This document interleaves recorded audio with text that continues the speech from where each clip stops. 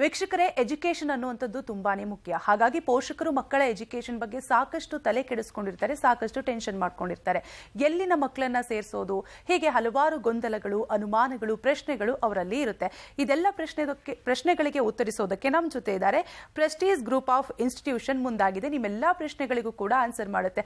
ಹಾಗಾದ್ರೆ ಈ ಸ್ಕೂಲ್ ಎಲ್ಲಿದೆ, ಯಾವ ರೀತಿಯಾಗಿ ಎಜುಕೇಶನ್ ಸಿಗುತ್ತೆ, ನೀವು ಯಾವ ರೀತಿಯಾಗಿ ಅಡ್ಮಿಷನ್ ಪ್ರೋಸೆಸ್ ಇರುತ್ತೆ, ಇದೆಲ್ಲದರ ಬಗ್ಗೆ ತಿಳಿಸ್ಕೊಡಲು ನಮ್ಮ ಜೊತೆಗೆ ಅತಿಥಿಗಳು ಜಾಯ್ನ್ ಆಗಿದ್ದಾರೆ. ಬನ್ನಿ ಅವರನ್ನ ಕಾರ್ಯಕ್ರಮಕ್ಕೆ ವೆಲ್ಕಮ್ ಮಾಡೋಣ.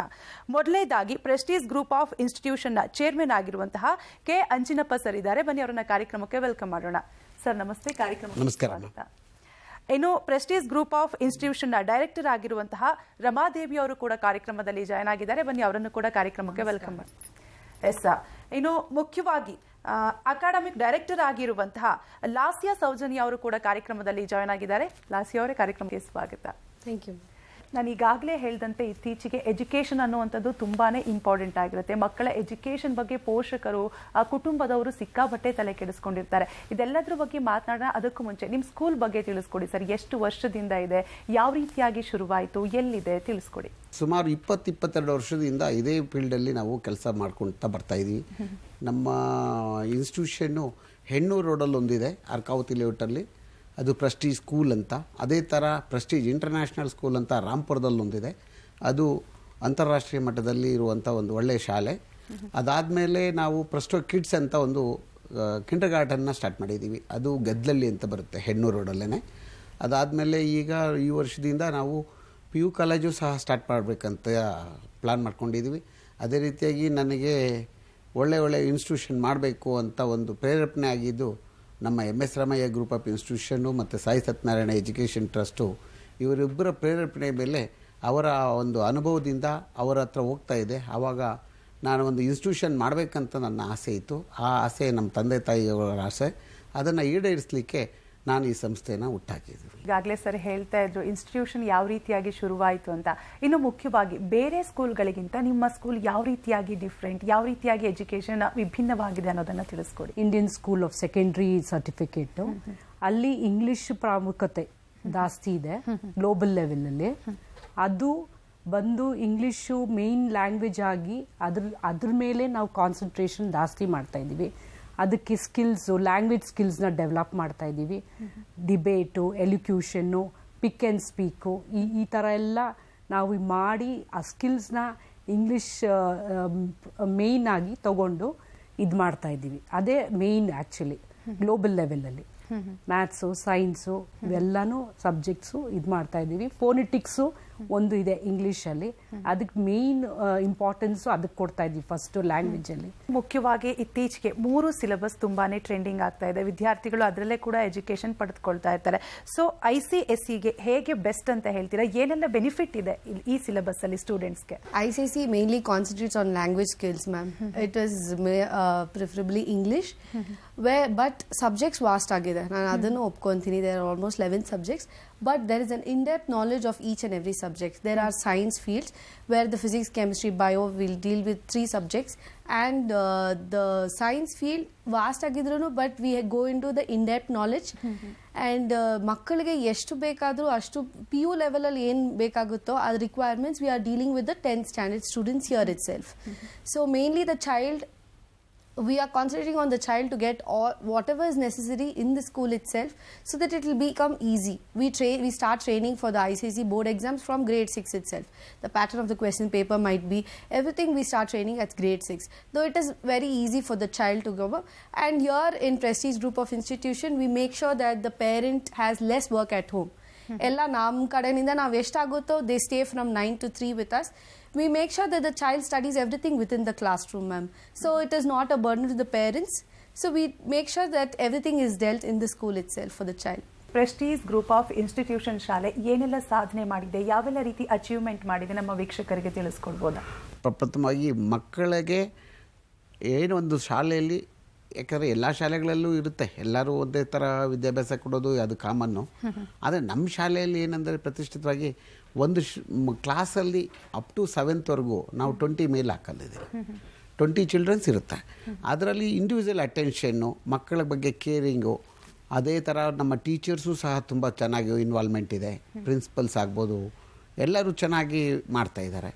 ಅದರಲ್ಲಿ ನಮ್ಮ ಕ್ಲಾಸ್ ರೂಮ್ ಒಂದೇ ಅಲ್ಲ, ರೋಬೋಟಿಕ್ಸ್ ಆಗ್ಬೋದು, ಡಿಜಿಟಲ್ ಕ್ಲಾಸ್ ರೂಮ್ಸ್ ಆಗ್ಬೋದು, ಅದೇ ಥರ ನಮಗೆ ಸ್ಪೋರ್ಟ್ಸ್ ಆ್ಯಕ್ಟಿವಿಟೀಸ್ ಲೈಕ್ ಈಸಿ ಆ್ಯಕ್ಟಿವಿಟೀಸ್ಗಳು ಅಂದರೆ ಕ್ರಿಕೆಟ್ ಆಗ್ಬೋದು, ಸ್ಕೇಟಿಂಗ್ ಆಗ್ಬೋದು, ಸ್ವಿಮ್ಮಿಂಗ್ ಆಗ್ಬೋದು, ಅದೇ ಥರ ಕಲ್ಚರಲ್ ಪ್ರೋಗ್ರಾಮ್ಗೆ ಡ್ಯಾನ್ಸ್ ಕ್ಲಾಸ್ ರೂಮು, ಮತ್ತು ನಮ್ಮ ಎಲ್ಲ ಥರದ ಒಂದು ಬೇರೆ ವಿಭಿನ್ನವಾಗಿ ಮಕ್ಕಳಿಗೆ ಇಂಡಿವಿಜುವಲ್ ಆಗಿ ಮಕ್ಕಳಿಗೆ ಏನು ಹೇಳ್ಕೊಡ್ಬೇಕು, ಏನು ಅರ್ಜಿತವಾಗಿರುತ್ತೋ ಅದನ್ನು ಕಾನ್ಸಂಟ್ರೇಟ್ ಮಾಡಿ ತುಂಬ ಡೆವಲಪ್ ಮಾಡೋದಕ್ಕೆ ನಮ್ಮ ಶಾಲೆ ಮುಂದಿದೆ ಮೇಡಮ್. ಅದರಲ್ಲಿ ಈಗೇನು ICIC ನಾವು 20 ವರ್ಷದಿಂದ ಮಾಡಿದರೆ ಎಲ್ಲ ಕಡೆ 100% ರಿಸಲ್ಟ್ ತೊಗೊಂಡಿದ್ದೀವಿ. ಈಗೇನು ಸೌತ್ ಝೋನಲ್ಲಿ ನಮ್ಮದು ನಂಬರ್ 1 ಪ್ಲೇಸಲ್ಲಿದೆ ICIC ಸ್ಕೂಲು. ಯಾಕಂದರೆ 99% ಮಕ್ಕಳು ತುಂಬ ಚೆನ್ನಾಗಿ ಒಳ್ಳೆ ಮಾರ್ಕ್ಸು ತೊಗೊಂಡಿದ್ದಾರೆ. ವಿದ್ಯಾಭ್ಯಾಸದೊಂದೇ ಅಲ್ಲ, ಬೇರೆ ಎಲ್ಲ ಈ ಸ್ಪೋರ್ಟ್ಸಲ್ಲೂ ಅಷ್ಟೇ ತುಂಬ ಚೆನ್ನಾಗಿ ಮಾಡ್ಕೊಂಡು ಬರ್ತಾಯಿದ್ದಾರೆ. ಅದಕ್ಕೆಲ್ಲ ಕಾರಣ ನಮ್ಮ ಒಳ್ಳೆ ಪೇರೆಂಟ್ಸು, ಒಳ್ಳೆ ಟೀಚರ್ಸು, ಅದರಲ್ಲಿ ಮೇಲಾಗಿ ನಮ್ಮ 24/7 ನಮ್ಮ ಮಕ್ಕಳು, ನಮ್ಮ ಫುಲ್ ಫ್ಯಾಮಿಲಿ ಇನ್ವಾಲ್ವ್ ಆಗಿ ಈ ಸಂಸ್ಥೆ ನಡೆಸ್ಕೊಂಡು ಬರ್ತಾಯಿದ್ದೀವಿ. ಎನಿ ಟೈಮ್ ಎನಿ ಪ್ರಾಬ್ಲಮ್, ನಮ್ಮ ವ್ಯಾನ್ ಫೆಸಿಲಿಟಿ ಇದೆ, ಅದಕ್ಕೂ ಅಷ್ಟೇ ಟ್ರ್ಯಾಕಿಂಗ್ ಸಿಸ್ಟಮ್ ಇದೆ. ಕ್ಲಾಸ್ ರೂಮಲ್ಲಿ ಎಲ್ಲ ಕ್ಲಾಸ್ ರೂಮ್ಗೂ ಡಬಲ್ಲು CC ಕ್ಯಾಮ್ರಾಸ್ ಇರುತ್ತೆ. ಅದೇ ಮಕ್ಕಳಿಗೆ ಏನಾದರೂ ಎಲ್ಲೇ ಒಂದು ಪ್ರಾಬ್ಲಮ್ ಆದರೆ ಸ್ಟೂಡೆಂಟ್ ಕೌನ್ಸ್ಲಿಂಗ್ ಅಂತ, ಟೀಚರ್ಸ್ ಕೌನ್ಸ್ಲಿಂಗು, ವಿಭಿನ್ನವಾಗಿ ಏನು ನಮ್ಮ ಇನೋವೇಟಿವ್ ಆಗಿ ಲೇಟೆಸ್ಟಾಗಿ ಏನು ಪ್ರಾಬ್ಲಮ್ ಇದೆ ಅದನ್ನು ನಾವು ಮುಂದಿಟ್ಕೊಂಡು ಏನು ಮಾಡಬೇಕು, ಯಾವ ಥರ ಡಿಸ್ಕಷನ್ ಮಾಡಬೇಕು ಎಲ್ಲ ಕೂತು ನಾವು ಬಗೆಹರಿಸಿ ಆನ್ ದ ಸ್ಪಾಟ್ ಅಲ್ಲೇ ಏನು ತಗೋಬೇಕು, ಮಕ್ಕಳಿಗೆ ಏನು ಒಳ್ಳೇದಾಗಬೇಕು, ಪೇರೆಂಟ್ಸ್ಗೂ ಒಳ್ಳೇದಾಗಬೇಕು. ಯಾಕೆಂದರೆ ಅವ್ರಿಗೂ ಬರ್ಡನ್ ಆಗಬಾರ್ದು ಅಲ್ವಾ. ಆದ್ದರಿಂದ ಅದನ್ನು ಮನಸ್ಸಲ್ಲಿ ಇಟ್ಕೊಂಡು ನಾವು ಡೆವಲಪ್ ಮಾಡ್ತಾ ಇದ್ದೀವಿ ಮೇಡಮ್. ಮಕ್ಕಳಿಗೆ ಎಜುಕೇಷನ್ ಎಷ್ಟು ಇಂಪಾರ್ಟೆಂಟ್ ಆಗುತ್ತೋ ಸ್ಕಿಲ್ ಡೆವಲಪ್ಮೆಂಟ್ಸ್ ಕೂಡ ಅಷ್ಟೇ ಇಂಪಾರ್ಟೆಂಟ್ ಆಗುತ್ತೆ. ಸೊ ಇದಕ್ಕೆ ನೀವು ಯಾವ ರೀತಿಯಾಗಿ ಇಂಪಾರ್ಟೆನ್ಸ್ ಕೊಡ್ತೀರಾ ಸ್ಟೂಡೆಂಟ್ಸ್ ಸ್ಕಿಲ್ ಡೆವಲಪ್ಮೆಂಟ್ಸ್ಗೆ ಅಂತ? ಮೇ ಮಂತಲ್ಲೇ ಟೀಚರ್ಸ್ ರಿಪೋರ್ಟ್ ಮಾಡ್ಕೊತಾರೆ.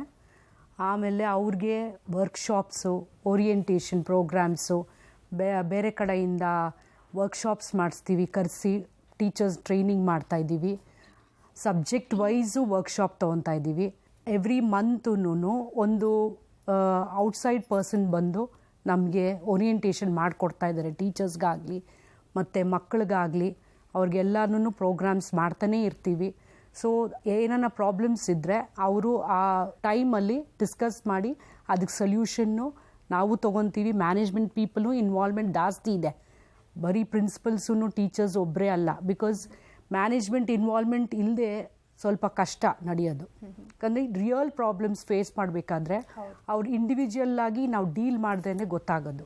So management is always available 24/7.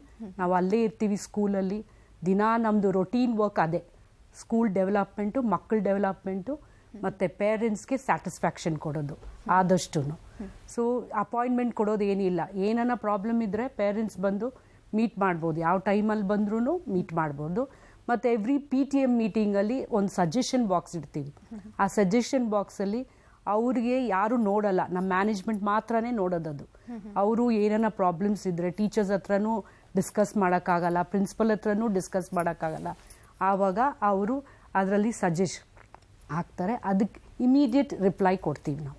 So ಇದು ಒಂದು ಡೆವಲಪ್ ಮಾಡ್ಕೊಂಡಿದ್ದೀವಿ. ಮತ್ತು ಸ್ಕಿಲ್ಸು ಮಕ್ಕಳಲ್ಲಿ ಆದಷ್ಟು ಕಾಂಪಿಟಿಷನ್ ಇಡ್ತೀವಿ. ಇಂಟರ್ ಸ್ಕೂಲು ಎಲ್ಲನೂ ಕಿಸಾಗಿ ಹೋಗಿದ್ರು, ICC ಇಂಟರ್ ಸ್ಕೂಲ್ ಕಾಂಪಿಟಿಷನ್ಗೆ ಹೋಗಿದ್ರು ಮಕ್ಕಳು. ತುಂಬ ಚೆನ್ನಾಗಿ participation is very important than getting laurels. ಅದು ನಮ್ಮದು ಮೇನ್ ಪಾಲಿಸಿ. ಸೊ ಲೂಸರ್ಸ್ ಆದರೂ ಪರವಾಗಿಲ್ಲ, ನಾವು ಎನ್ಕರೇಜ್ ಮಾಡ್ತೀವಿ. Participation is very important in the children ಅಂತ. ಸೊ ಆ ಇದರಲ್ಲಿ ಮಕ್ಕಳು ಪಾರ್ಟಿಸಿಪೇಷನ್ ಜಾಸ್ತಿ ಮಾಡ್ತಾರೆ.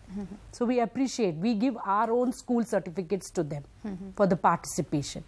ಇನ್ this way we encourage the child and parents also. ಮಾತನಾಡ್ತಾ ಇದ್ರು ಮೇಡಮ್, ಮ್ಯಾನೇಜ್ಮೆಂಟ್ ಎಷ್ಟರ ಮಟ್ಟಿಗೆ ಇನ್ವಾಲ್ವ್ ಆಗುತ್ತೆ ಎಜುಕೇಷನ್ ವಿಷಯದಲ್ಲಿ, ಸ್ಕೂಲ್ ವಿಷಯದಲ್ಲಿ ಅಂತ.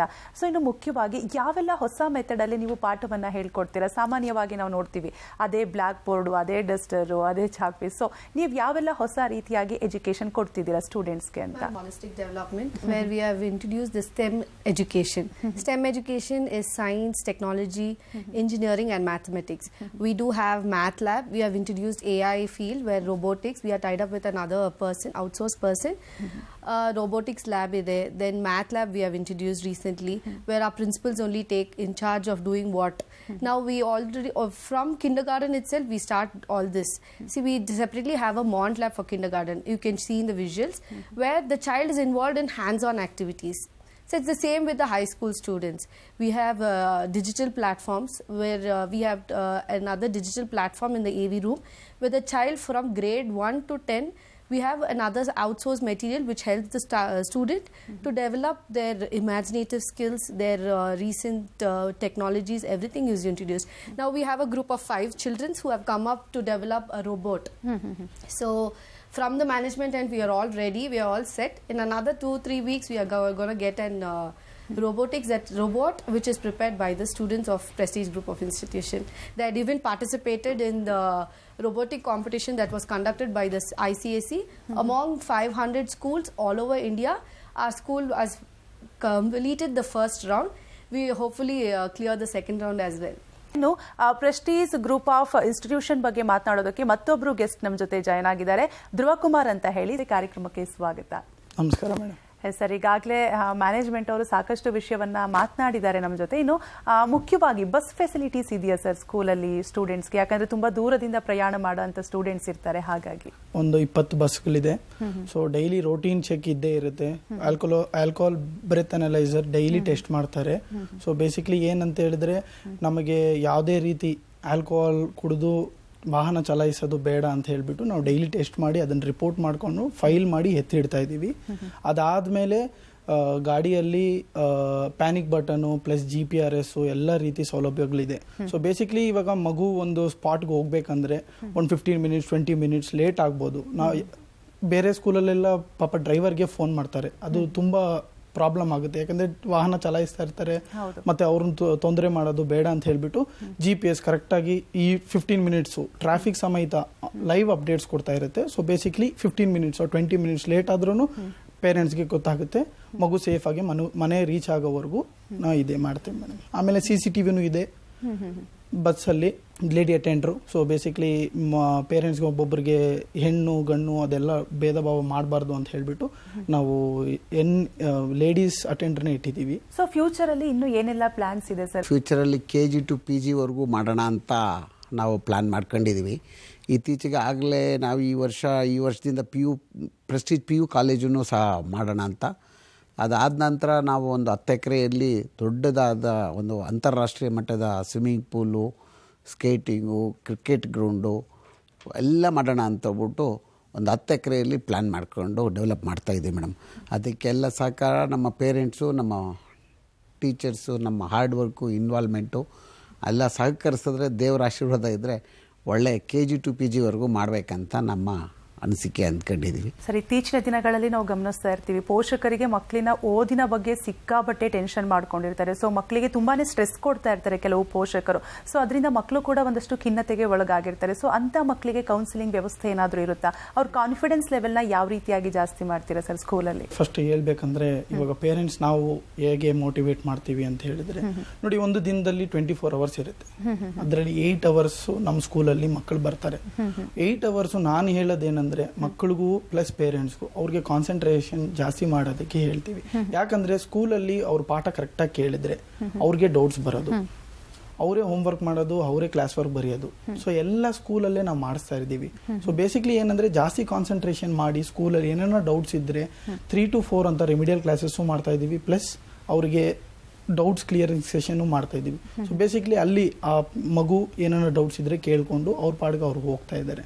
ಸೊ ಟೀಚರ್ಸಲ್ಲಿ ಏನಾಗ್ತಾ ಇದೆ ಅಂದರೆ, ಅಲ್ಲಿ ಗೊತ್ತಾಗ್ತಾ ಇದೆ ಟೀಚರ್ಸ್ಗೆ ಹೇಗೆ ಈ ಮಗುಗೆ ಏನು ಪ್ರಾಬ್ಲಮ್ ಆಗ್ತಾ ಇದೆ, ಯಾವ ರೀತಿ ನಾನು ಈ ಮಗುಗೆ ಪಾಠ ಹೇಳ್ಕೊಡ್ಬೇಕು ಅಂತ ಒಂದು ಅವ್ರಿಗೂ ಒಂದು ನಾಲೆಜ್ ಬರ್ತೈತೆ. ಸೊ ಬೇಸಿಕ್ಲಿ ಆ ಥರ ನಾವು ಇದು ಮಾಡ್ತಾ ಇದ್ದೀವಿ ಮೇಡಮ್. ಇನ್ನೂ ಕೆಲವು ಮಕ್ಕಳಿಗೆ 2-3 ಸಲ ಹೇಳ್ಕೊಡ್ಬೇಕಾಗುತ್ತೆ. ಸೊ ನೀವು ಅಂಥ ಮಕ್ಕಳನ್ನ ಯಾವ ರೀತಿಯಾಗಿ ಕನ್ಸಿಡರ್ ಮಾಡ್ತೀರಾ? ಯಾವ ರೀತಿಯಾಗಿ ಟೀಚ್ ಮಾಡ್ತೀರಾ? ಸ್ಪೆಷಲ್ ಕ್ಲಾಸಸ್ ಏನಾದರೂ ಇರುತ್ತಾ, ಹೇಗೆ? So that if I come to that point, ನಾವು ರೆಮಿಡಿಯಲ್ ಕ್ಲಾಸಸ್ ಕಂಡಕ್ಟ್ ಮಾಡ್ತೀವಿ ma'am. 3 to 4 we do have our remedial classes where the teacher concentrates only a set of students. ಆ set of students ಬೇರೆ class ರೂಮಲ್ಲಿ ಹಾಕಿರ್ತೀವಿ. So those students individual attention ಕೊಡ್ತೀವಿ ನಾವು. Basics ನಿಂದ ಒಂದೊಂದು ಮಗುಗೆ ಸಿ ದೇರ್ ಇಸ್ ಬೇರೆ ಸ್ಕೂಲಿಂದ ಬಂದಿರ್ತಾರೆ, ಅವ್ರಿಗೆ ABCD ಕೂಡ ಗೊತ್ತಿರಲ್ಲ. We do have a man teacher, ಅವರು ಬೇಸಿಕ್ಸ್ ಫಾನೆಟಿಕ್ಸ್ನಿಂದ ಸ್ಟಾರ್ಟ್ ಮಾಡ್ತಾರೆ ಆ ಮಗುಗೆ. ಸೊ ಅಲ್ಲಿಂದ ಶುರು ಮಾಡಿ ABCDನಿಂದ ಬೇಸಿಕ್ಸ್ನಿಂದ ತಗೊಂಡೋಗಿ ರೀಡಿಂಗ್ ಕೆಪಬಿಲಿಟಿ ಬರೋವರೆಗೂ ಮಗು will be trained. Once the child is train to reading, writing, then we come into the curriculum. See ಅದು ಮಾಂಟ್ ಲ್ಯಾಬ್ ಅಂತಲೇ it is very useful ma'am. ಅಲ್ಲಿ addition is not only on the board, we have equipments for that.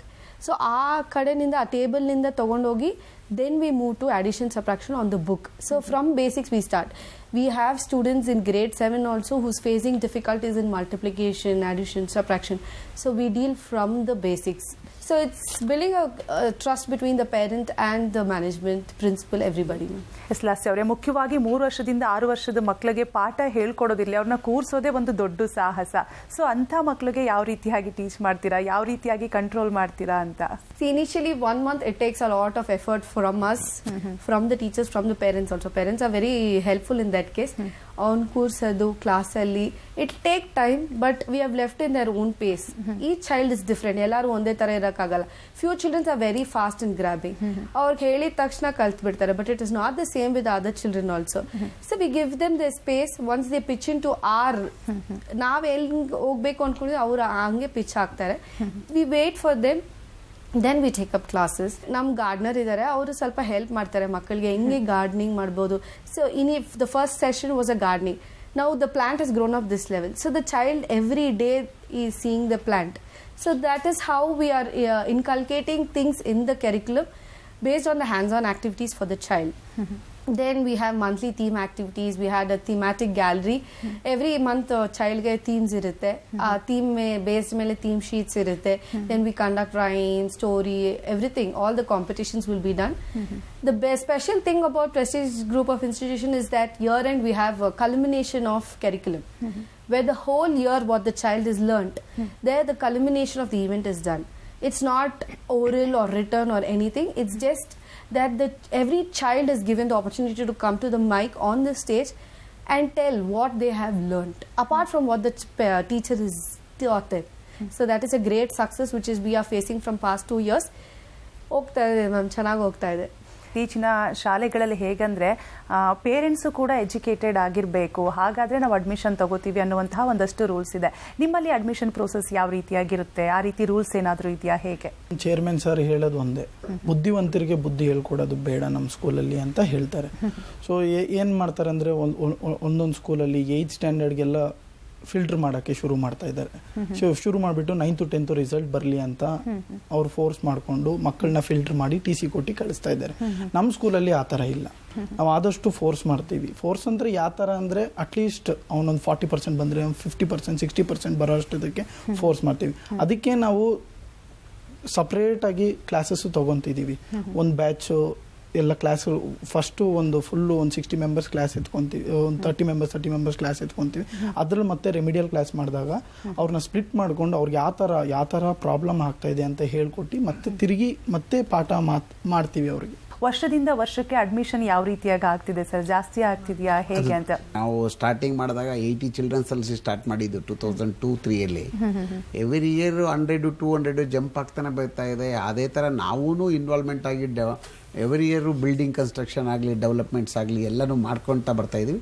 ಅದೇ ಥರ admissions ಚೆನ್ನಾಗಿ ಬರ್ತಾಯಿದೆ madam ನಮಗೆ every year. ಏಕೆಂದರೆ parents mouth to mouth advertise ಅಲ್ವಾ, ನಮ್ಮ ಮಗ ಹೇಳಿದ್ರಲ್ವಾ, ಬುದ್ಧಿವಂತರಿಗೆ ಬುದ್ಧಿ ಯಾಕಂದರೆ ನಾವು ಮೈನ್ ಮಾಡಿದ್ದು ಏನಂದರೆ, ಯಾವೊಂದು ಶಾಲೆಯಲ್ಲಿ ಮಕ್ಕಳನ್ನು ಇವರು IQ ಸರಿ ಇಲ್ಲ, ಇವರು ಏನೋ ಒಂದು ಸರಿ ಇಲ್ಲ, ಆ ಥರ ಮಕ್ಕಳು ಬಂದಾಗ ನಾನು ಮೊದಲಾಗೆ ಹೇಳ್ತೀನಿ, ನಾವು is not up to the mark ಅಂತ ಟೀಚರ್ಸ್ ಹೇಳೋದು ಕಾಮನ್ ಕ್ವಶನ್. ನಾನು ಹೇಳ್ತೀನಿ, ಮ್ಯಾಮ್ ಅವ್ರು ಅಪ್ ಟು ದ ಮಾರ್ಕ್ ಇದ್ದರೆ ನಮಗೆ ಯಾಕೆ ನಮ್ಮ ಸ್ಕೂಲವ್ರಿಗೆ ಬರ್ತಾ ಇರಲಿಲ್ಲ, ಅವರನ್ನು ದಡ್ರನ್ನ ಬುದ್ಧಿವಂತರು ಮಾಡೋದು ಎಲ್ಲರೂ ಮಾಡ್ತಾರೆ ಅಂತ ಹೇಳಿ ನಮ್ಮ ಟೀಚರ್ಸು ಸಹ ತುಂಬ ಕೋಪರೇಟಿವ್ ಮಾಡ್ತಾ ಇದ್ದಾರೆ.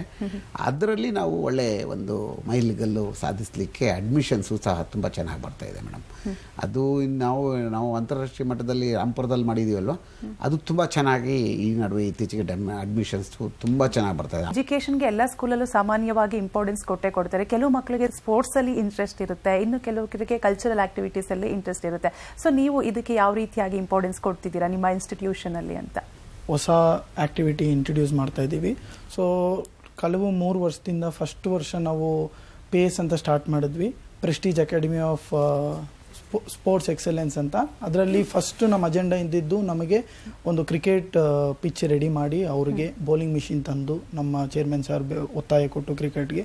ಅದರಲ್ಲಿ ಬೌಲಿಂಗ್ ಮಿಷಿನು ಎಲ್ಲ 2 ಸ್ಕೂಲಿಗೆ ಸಪ್ರೇಟಾಗಿ ಪಿಚ್ ಮಾಡಿ ಬೌಲಿಂಗ್ ಎಲ್ಲ ಒಳ್ಳೆ ಪ್ರಾಕ್ಟೀಸ್ ಕೊಟ್ಟು ಒಳ್ಳೆ ಕೋಚ್ ಹಾಕಿ ಎಲ್ಲ ರೀತಿ ಮಾಡ್ತಾಯಿದ್ದೀವಿ. ಅದು ಒಂದು ಹೊಸದು ಮಾಡಿದ್ದೀವಿ. ಮತ್ತು ಕಳೆದ ವರ್ಷ ಸ್ಕೇಟಿಂಗ್ ರಿಂಕ್ ಒಂದು ಮಾಡಿಬಿಟ್ಟು ನಮ್ಮ ಸ್ಕೂಲ್ ಒಳಗಡೆನೆ, ಇಷ್ಟು ವರ್ಷ ಇದ್ದಿಲ್ಲ. ಸೊ ಸೆಕೆಂಡ್ ಮೈಲ್ ಸ್ಟೋನ್ ಅದೇ ನಮ್ದು ಇದ್ದಿದ್ದು. ಸೊ ಸ್ಕೇಟಿಂಗ್ ರಿಂಗ್ ಕೂಡ ಮಾಡಿದ್ದೀವಿ, ಅದ್ರಿಗೆ ಸಪ್ರೇಟಾಗಿ ಇದು ಮಾಡಿದ್ದೀವಿ, ಕೋಚು ಕೊಟ್ಟಿದ್ದೀವಿ. ಅದಾದಮೇಲೆ 3ನೇದು ಬಂದುಬಿಟ್ಟು ನಮ್ಮದು ಇವಾಗ ಹೊಸದು ವಾಲ್ ಕ್ಲೈಂಬಿಂಗ್ ಒಂದು ಮಾಡಿದ್ದೀವಿ. ಸೊ ಇದು ಯಾವುದೇ ರೀತಿ ನಮ್ಮ ಸುತ್ತಮುತ್ತಲಿನ ಸ್ಕೂಲಲ್ಲಿ ಯಾವುದೂ ಇಲ್ಲ. ಅದಾದಮೇಲೆ ನಂತರ ಬೇರೆ ಆ್ಯಕ್ಟಿವಿಟೀಸು, ಸ್ವಿಮ್ಮಿಂಗ್ ಇರ್ಬೋದು, ಮತ್ತು volleyball, football, throwball, indoor games, chess ಮತ್ತು ಟೇಬಲ್ ಟೆನ್ನಿಸು ಮತ್ತು ಸ್ನೇಕ್ ಆ್ಯಂಡ್ ಲ್ಯಾಡರ್ ಎಲ್ಲ ರೀತಿ ಅವ್ರಿಗೆ ಮೈಂಡ್ ಗೇಮ್ಸು.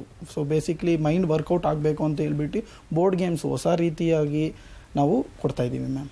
ಎಸ್, ಇನ್ನು ಕೊನೆಯದಾಗಿ ಮುಖ್ಯವಾಗಿ ನಿಮ್ಮ ಇನ್ಸ್ಟಿಟ್ಯೂಷನ್ ಬಗ್ಗೆ ಏನು ಹೇಳ್ತೀರಾ? See, I have been a child. I have studied and passed out from the same school. So 10 years I have spent in that school. Now I am a parent in that school. So you can understand the trust that I've built in myself about my art school and the trust that I've built for my child. I've seen the future of the Prestige Group of Institutions in my child. She's already on her toes in the school. So that is the trust, ma'am. It's all about how trust you built in a parent.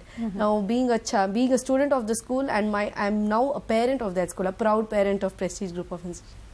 S, ಇವತ್ತಿನ ಕಾರ್ಯಕ್ರಮದಲ್ಲಿ Prestige group of institution ಬಗ್ಗೆ ವಿಚಾರವನ್ನು ತಿಳಿಸ್ಕೊಟ್ರಿ. ಬೇರೆ ಸ್ಕೂಲ್ಗಿಂತ ನಿಮ್ಮ school ಯಾವ ರೀತಿಯಾಗಿ ವಿಭಿನ್ನ, ಏನೆಲ್ಲ ಫೆಸಿಲಿಟೀಸ್ ಇದೆ, ಯಾವ ರೀತಿಯಾಗಿ ಮ್ಯಾನೇಜ್ಮೆಂಟ್ ಇನ್ವಾಲ್ವ್ ಆಗುತ್ತೆ, ಪೇರೆಂಟ್ಸ್ನ ಯಾವ ರೀತಿಯಾಗಿ ಇನ್ವಾಲ್ವ್ಮೆಂಟ್ ಮಾಡ್ಕೋತೀರಾ, ಇದೆಲ್ಲದ್ರ ಬಗ್ಗೆ ಸಾಕಷ್ಟು ವಿಚಾರವನ್ನು ತಿಳಿಸ್ಕೊಟ್ರಿ. ಥ್ಯಾಂಕ್ ಯು 3 ಜನಕ್ಕೂ ಕೂಡ.